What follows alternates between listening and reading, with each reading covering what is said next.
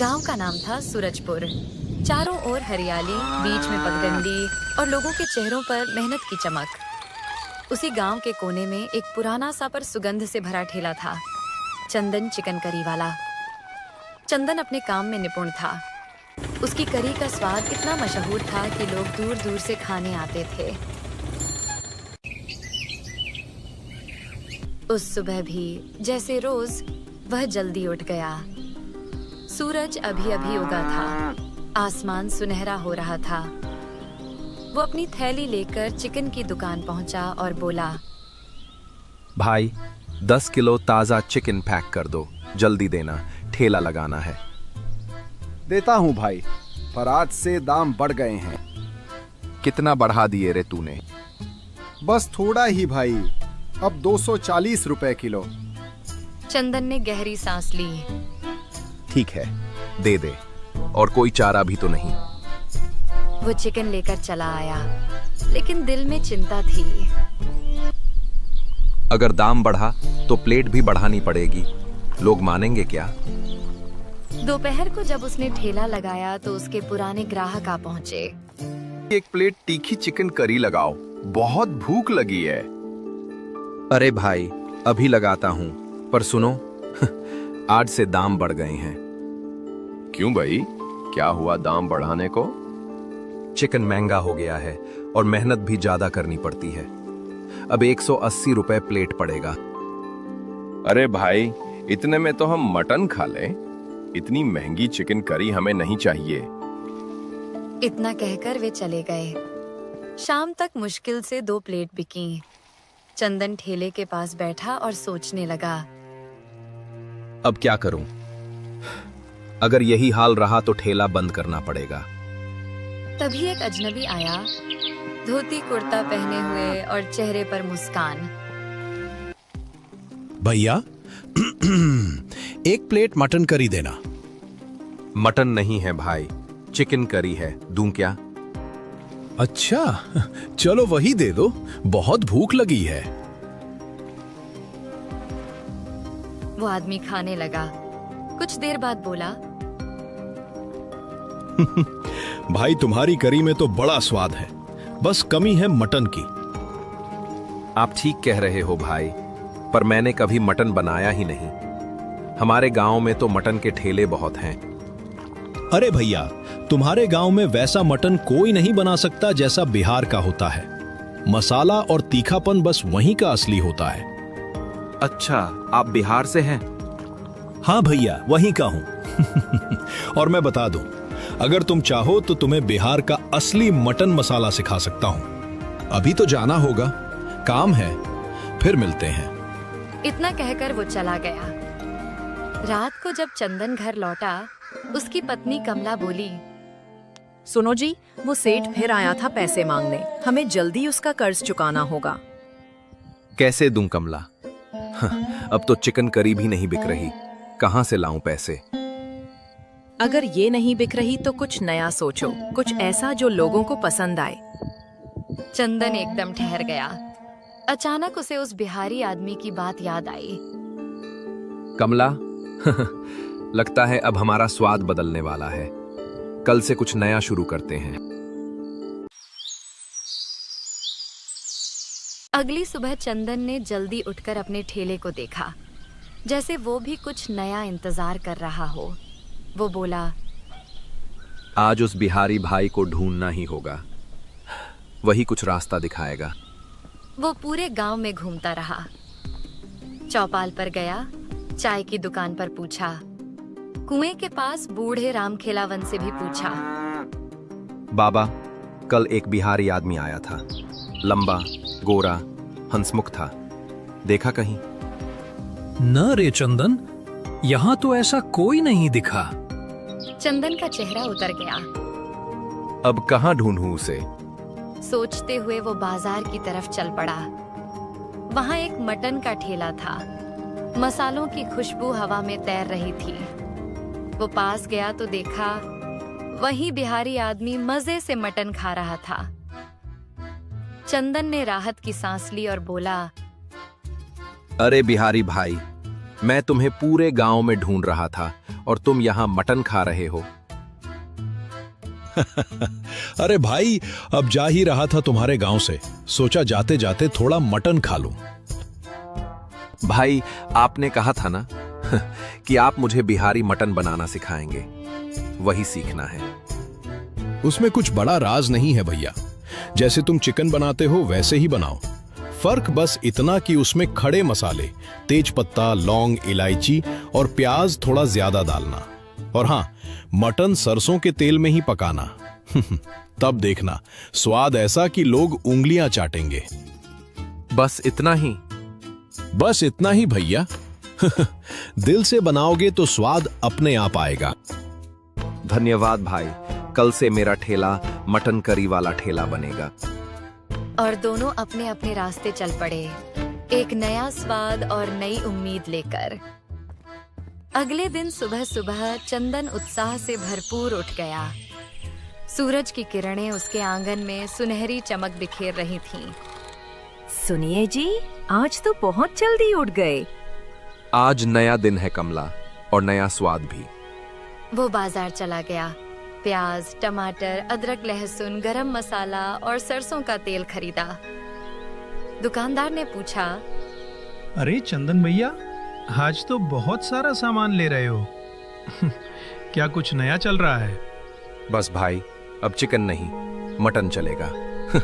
देखना, पूरा गांव खुशबू से भर जाएगा। पहले दिन था, इसलिए उसने केवल 5 किलो मटन लिया। घर लौटकर उसने प्याज और टमाटर बारीक काटे, खड़े मसाले निकाले, तेज पत्ता, लौंग, दालचीनी और इलायची। कमला बोली, सावधानी से बनाना जी, नया ठेला है, लोग ध्यान से चखेंगे। तुम बस देखती रहो, आज हमारा नसीब बदलेगा। दोपहर होते होते उसने नया बोर्ड लगाया, चंदन का बिहारी मटन, असली देसी स्वाद। जैसे ही उसने मटन को सरसों के तेल में भूनना शुरू किया, पूरे इलाके में खुशबू फैल गई। तभी उसके पुराने ग्राहक आए और बोले, अरे चंदन, आज तेरे चिकन की खुशबू कुछ अलग ही लग रही है भाई। भाई, ये चिकन नहीं है, ये तो बिहार का स्पेशल मटन है। नया स्वाद, नई कहानी। अरे वाह, नया स्वाद मतलब क्या? मतलब मसालों का जादू और सरसों के तेल का तड़का। एक बार खाओगे तो बार बार आओगे। नाम सुनते ही मुंह में पानी आ गया। पर दाम क्या है भाई? मटन है मतलब महंगा होगा। ज्यादा नहीं, बस 280 रुपए प्लेट। भाई, खुशबू तो जबरदस्त है, अब चाहे जो भी दाम हो, 2 प्लेट लगा दे। चंदन ने प्लेटें सजाईं, गर्मा गर्म मटन करी, सादा चावल, साथ में कटी प्याज और नींबू। ग्राहक ने पहला निवाला मुंह में डाला और आंखें बंद कर लीं। अरे वाह चंदन, क्या ही मटन बनाया है तूने। मसालेदार, मुलायम और ऐसा रसदार कि दिल खुश हो गया। हाँ भाई, तेरे बिहारी मटन की तो बात ही कुछ और है। अब गांव के बाकी मटन वालों की छुट्टी। भीड़ बढ़ने लगी। सारा गांव चंदन के मटन की तारीफ में डूब गया। लेकिन उसी समय गली के कोने पर 3 पुराने मटन ठेले वाले एक दूसरे को देख रहे थे। देखा, अब तो सब इसके ठेले पर जा रहे हैं। अगर ऐसा चला तो हमारे ठेले बंद हो जाएंगे। कुछ तो करना पड़ेगा, इसका ठेला बंद कराना ही होगा। शाम को जब चंदन ने ठेला समेटा, उसकी आंखों में चमक थी। कमला ने पूछा, कैसा गया दिन? आज का दिन सबसे अच्छा था। बिहारी मटन ने कमाल कर दिया। लेकिन उसे क्या पता था कि अब उसकी असली परीक्षा शुरू होने वाली थी। अगले दिन सुबह चंदन पूरे जोश में था। कल के शानदार दिन की याद अभी भी उसके चेहरे पर मुस्कान बनकर झलक रही थी। वो गुनगुनाते हुए मटन भून रहा था। सरसों के तेल में मसालों की खुशबू फिर से पूरे चौराहे पर फैल रही थी। तभी उसके पास 3 पुराने मटन ठेले वालों में से 2 आए। अरे चंदन भाई, जरा इधर तो आना। 2 मिनट बात करनी थी। कहो भाई, क्या बात है? कुछ नहीं, बस तुम्हारा मटन तो पूरे गांव को दीवाना कर गया है। अब हमारे ठेले पर कोई नहीं आता। सोचा हमें ही अपने पास काम पर रख लो। अरे भाई मेरा ठेला इतना बड़ा कहां कि किसी को नौकरी दूं। मैं तो खुद ही मुश्किल से संभालता हूं। दोनों ने बनावटी मुस्कान दी और बोले, ठीक है चंदन, जैसा ठीक समझो, हम चलते हैं। इतना कहकर वो दोनों धीरे धीरे आगे बढ़ गए। चंदन को क्या पता, उसी वक्त तीसरा ठेले वाला पीछे से आकर उसके भगोने में एक छिपकली डाल गया और चुपचाप भीड़ में गायब हो गया। कुछ देर बाद गांव के मुखिया और उनका एक साथी वहां पहुंचे। अरे चंदन, तेरे मटन की बहुत चर्चा सुनी है। आज हम भी चखेंगे तेरी मशहूर बिहारी करी। जी मुखिया जी आज आपको ऐसा स्वाद मिलेगा कि याद रह जाएगा। उसने झटपट गर्मा-गर्म मटन चावल के साथ परोसा और सामने रख दिया। मुखिया ने पहला कौर लिया, मुस्कुराए, लेकिन जैसे ही दूसरा निवाला उठाया, उनकी थाली में कुछ गिरा। अरे ये क्या, छिपकली? मुखिया चीख पड़े। थाली जमीन पर गिर गई। चंदन, तू गांव वालों को ऐसी गंदी करी खिलाता है, शर्म नहीं आती? आज से तू इस गांव में ठेला नहीं लगाएगा। चंदन के पैरों तले जमीन खिसक गई।